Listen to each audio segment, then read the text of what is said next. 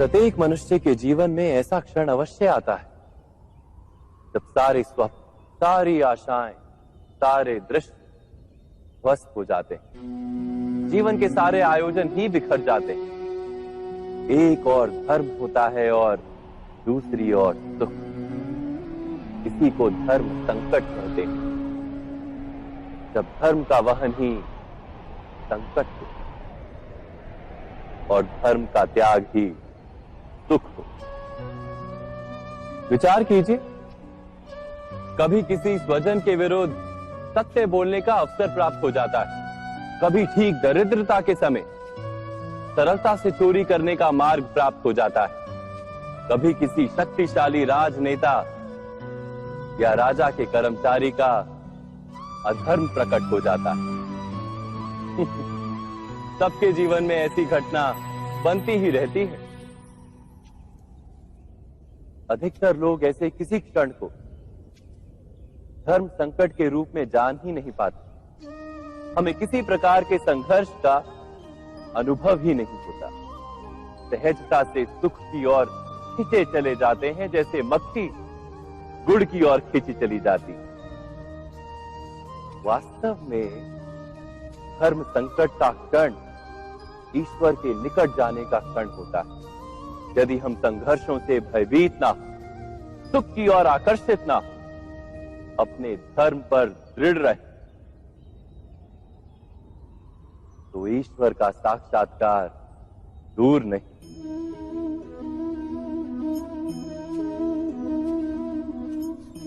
पवन से युद्ध करने वाला पत्ता यदि पेड़ से गिरता है तो भी आकाश की ओर उठता है। पवन से झुकने वाली घास वहीं भूमि पर रह जाती।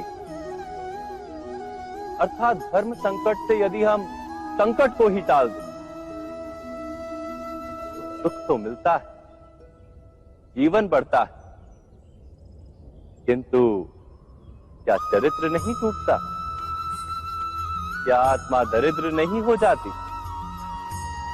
क्या ईश्वर से अंतर नहीं हो जाता? स्वयं विचार कीजिए। दो व्यक्ति जब निकट आते हैं तो एक दूसरे के लिए सीमाएं और मर्यादाएं निर्मित करने का प्रयत्न अवश्य करते हैं। हम यदि सारे संबंधों पर विचार करें तो देखेंगे कि इन सारे संबंधों का आधार यही सीमाएं हैं जो हम दूसरों के लिए निर्मित करते हैं। और यदि अनजाने में भी कोई अन्य व्यक्ति इन सीमाओं को तोड़ता है तो उसी क्षण हमारा हृदय क्रोध से भर जाता है। इन सीमाओं का वास्तविक रूप क्या है? क्या हमने कभी विचार किया? सीमाओं के द्वारा हम दूसरे व्यक्ति को निर्णय करने की अनुमति नहीं देते। अपना निर्णय उस व्यक्ति पर थोपते, अर्थात किसी की स्वतंत्रता का अस्वीकार करते हैं। और जब स्वतंत्रता का अस्वीकार किया जाता है तो उसका हृदय दुख से भर जाता है। और जब वो सीमाओं को तोड़ता है तो हमारा हृदय क्रोध से भर जाता है। क्या ऐसा नहीं होता?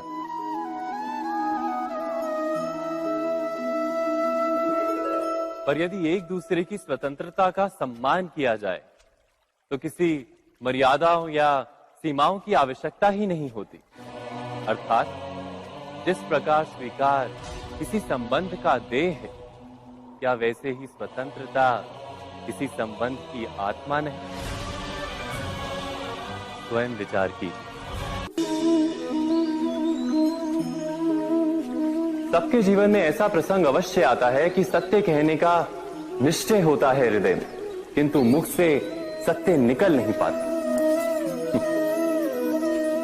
कोई भय मन को घेर लेता है। किसी घटना अथवा प्रसंग के बारे में बात करना या फिर स्वयं से कोई भूल हो जाए उसके बारे में कुछ बोलना, क्या ये सत्य है? नहीं, ये तो केवल तथ्य है। अर्थात जैसा हुआ था वैसा केवल बोल देना सामान्य सी बात। किंतु कभी कभी उस तथ्य को बोलते हुए भी भय लगता है। कदाचित किसी दूसरे की भावनाओं का विचार आता है मन। दूसरे को दुख होगा ये भय भी शब्दों को रोकता है। तो ये सत्य क्या है? क्या हमने कभी विचार किया है? जब भय रहते हुए भी कोई तथ्य बोलता है तो वो सत्य कहलाता है।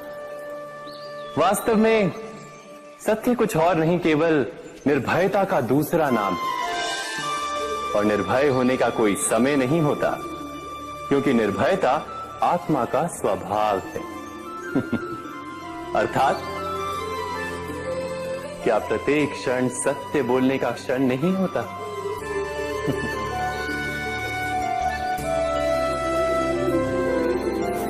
स्वयं विचार कीजिए।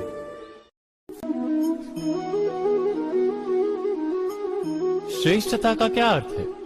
श्रेष्ठता का अर्थ है दूसरों से अधिक ज्ञान प्राप्त करना।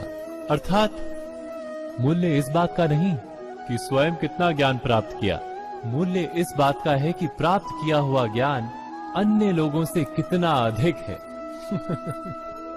अर्थात श्रेष्ठता की इच्छा ज्ञान प्राप्ति को भी एक स्पर्धा बना देती है। और स्पर्धा में विजय अंतिम कब होती है?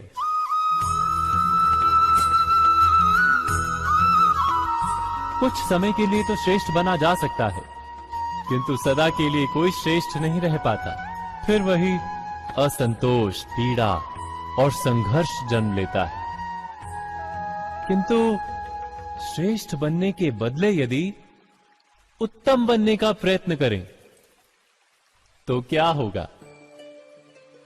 उत्तम का अर्थ है कि जितना प्राप्त करने योग्य है वो सब प्राप्त करना, किसी से अधिक पाने की इच्छा से नहीं, मात्र आत्मा की तृप्ति हेतु कुछ प्राप्त करना। उत्तम के मार्ग पर किसी अन्य से स्पर्धा नहीं होती, स्वयं अपने आप से स्पर्धा होती है। अर्थात उत्तम बनने का प्रयत्न करने वाले को देर अबेर सारा ज्ञान प्राप्त हो जाता है। बिना प्रयत्न के ही वो श्रेष्ठ बन जाता है। किंतु जो श्रेष्ठ बनने का प्रयत्न करता है वो श्रेष्ठ बने या ना बने, उत्तम कभी नहीं बन पाता।